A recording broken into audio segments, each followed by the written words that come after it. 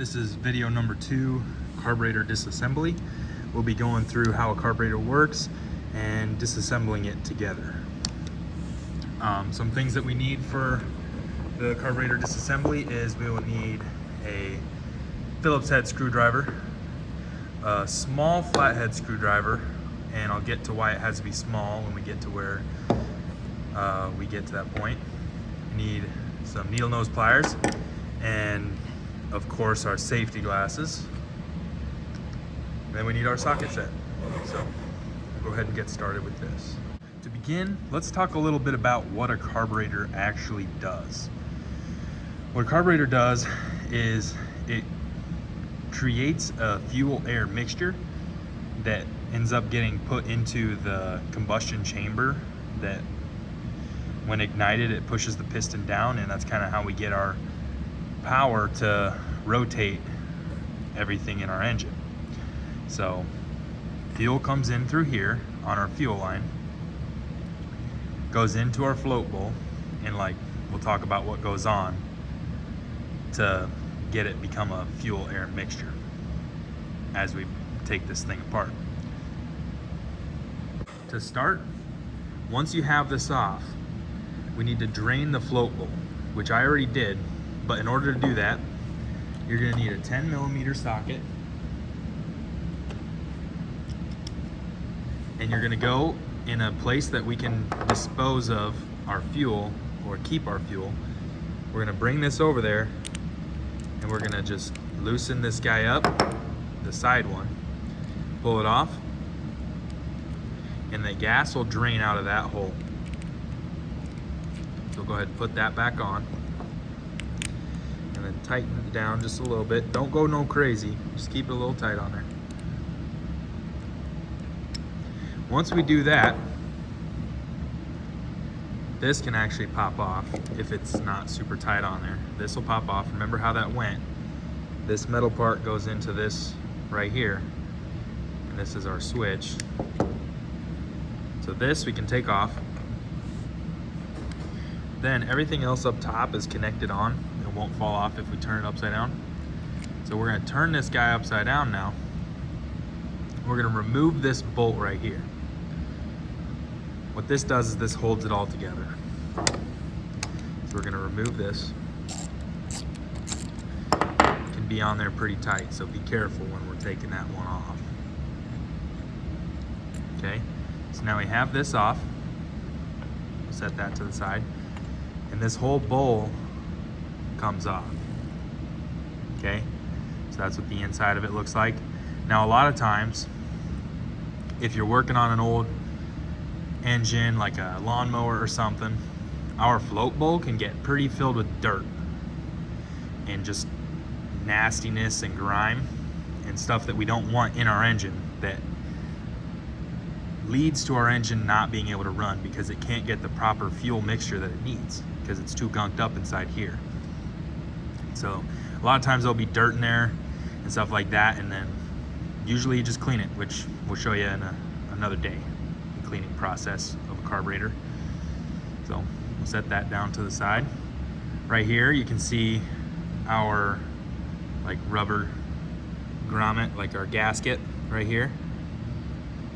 Always double check how these look. A lot of times in like a lawnmower or something you're working on that somebody ran normal gas through it, it has ethanol, and ethanol and rubber do not go together good. Like ethanol will just eat this stuff up and then you'll have to replace that. With these engines we have used non-ethanol gas, so everything's good.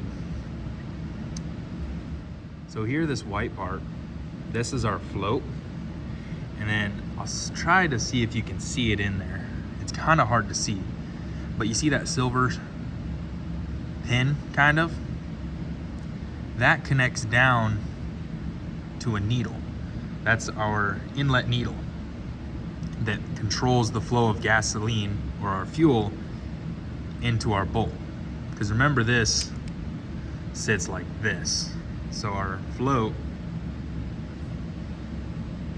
is hanging down there.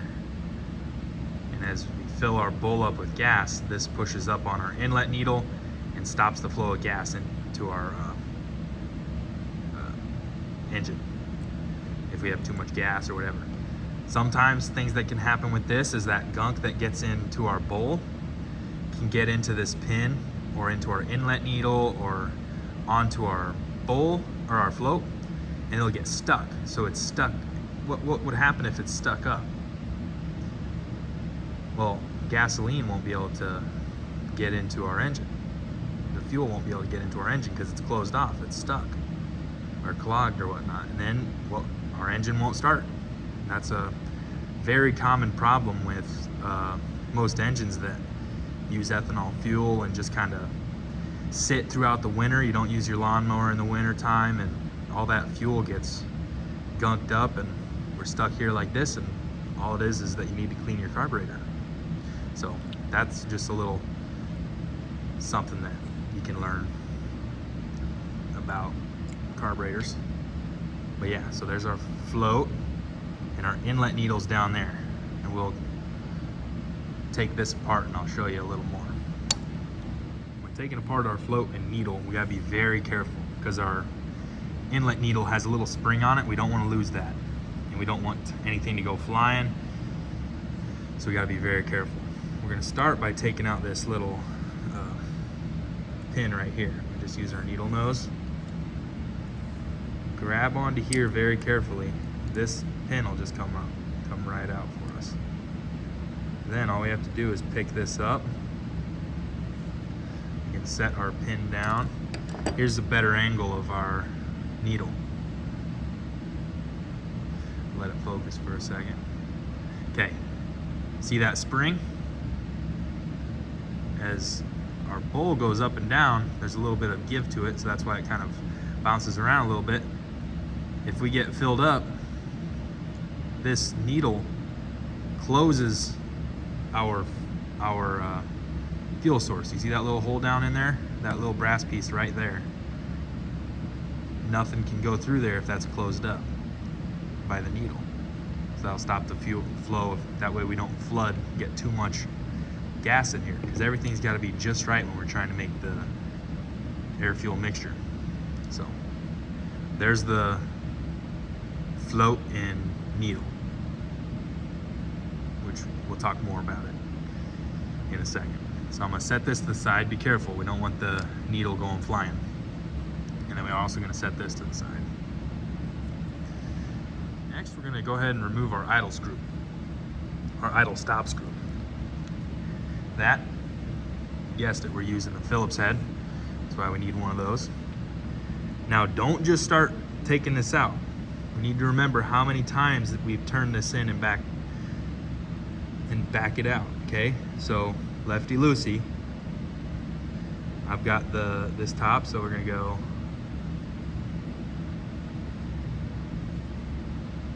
that's one.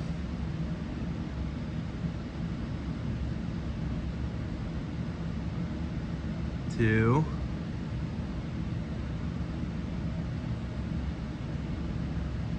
Three. 4. 5. 6. Just about 6, 6.5, 7 is about how many turns mine was. So go ahead and remember that, write that down. You don't want to forget that. Okay, so that's taking out the idle screw. We'll talk about what that controls. See how this turns? This controls our flap inside on our backside of the carburetor. So it's like this on the engine. Well, that idle screw goes in right there and stops this from going too far, basically regulating the air and fuel as it goes in the engine, okay? Because this is connected to our governor. So it's all a very, very complex system that works together. So set that to the side, we don't want to lose that. Next, we have this guy right here. This is our pilot jet. To get this up, you can either use a flathead screwdriver or needle nose pliers and try to pry it up. We'll take a look at it and we'll put it back in. So that popped out real easy for me. You got that? We'll go ahead and look at it. It's our pilot jet.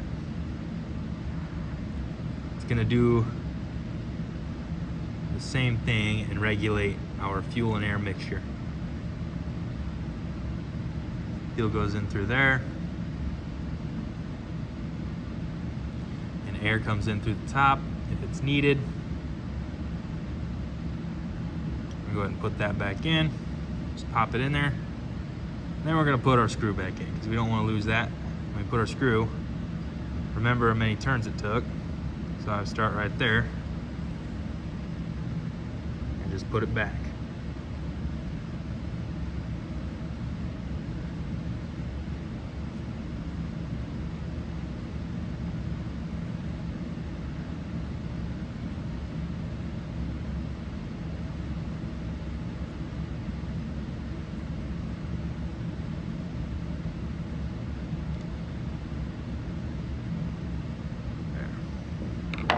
Get it close to where it was. It's about where mine was. So now that's taking apart the idle screw and the idle stop, or the pilot jet.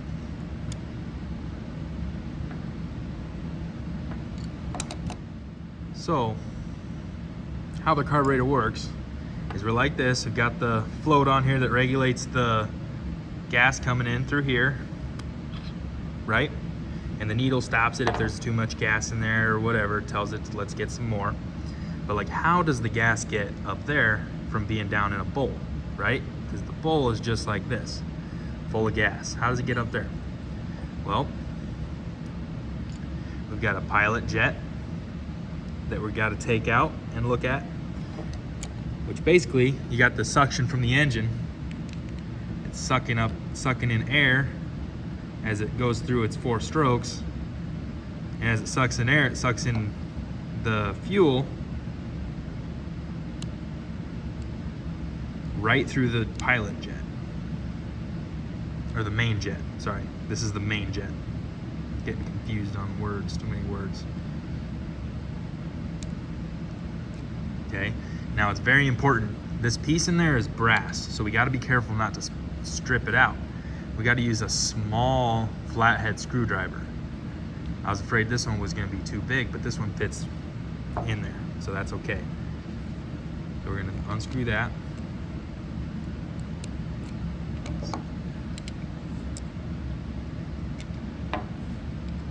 Get it all the way out.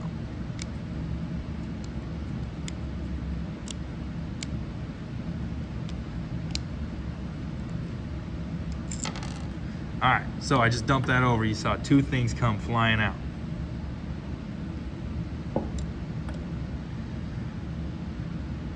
Our pilot jet, which is very small, set it here in my hand, or our main jet. I don't know why I keep calling it a pilot jet.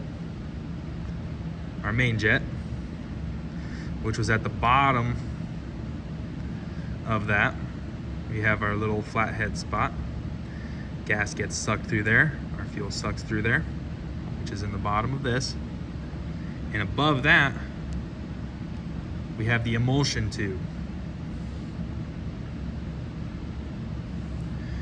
The emulsion tube, like the main jet, has fuel come through it, but it's got all these holes on the side.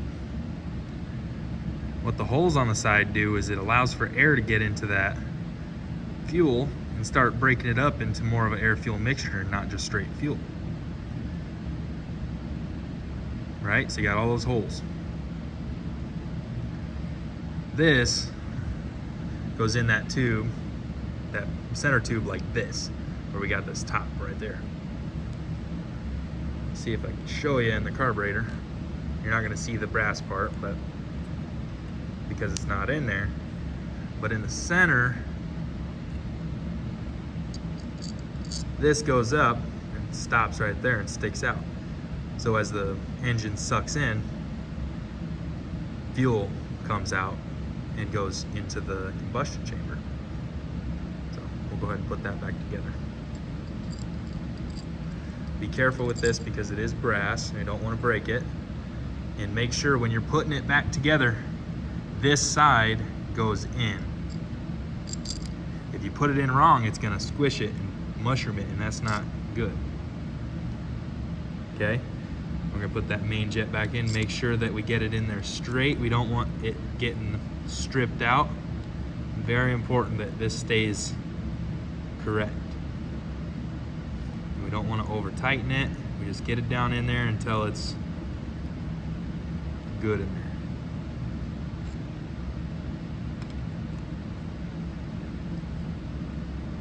There, just like that. It stopped turning. I don't want to go anymore. So it's in there like that. Now we can go ahead and put our float and needle back on. Make sure that needle gets into the hole. And then put our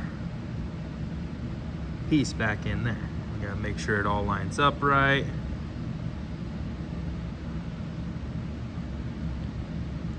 Shouldn't force anything. Everything should just kind of go back how it was supposed to. So that popped in place. Perfect, just like that. We got it done.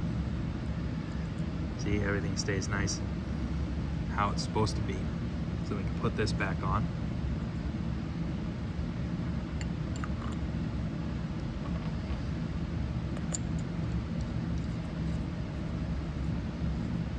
Everything threads together nicely. We'll just tighten it down a little bit.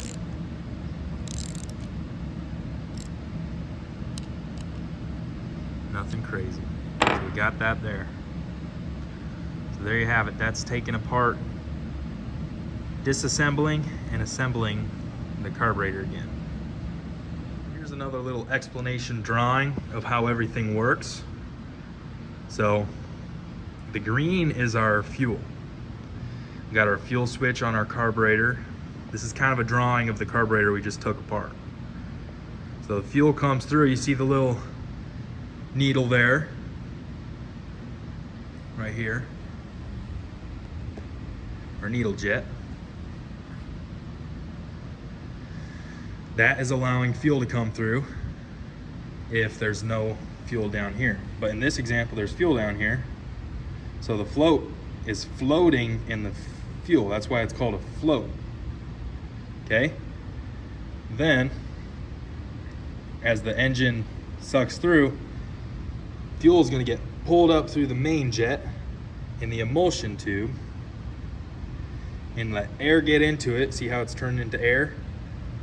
And now it's up in our center of our carburetor as a fuel air mixture as it's coming out the emulsion tube and going into the engine.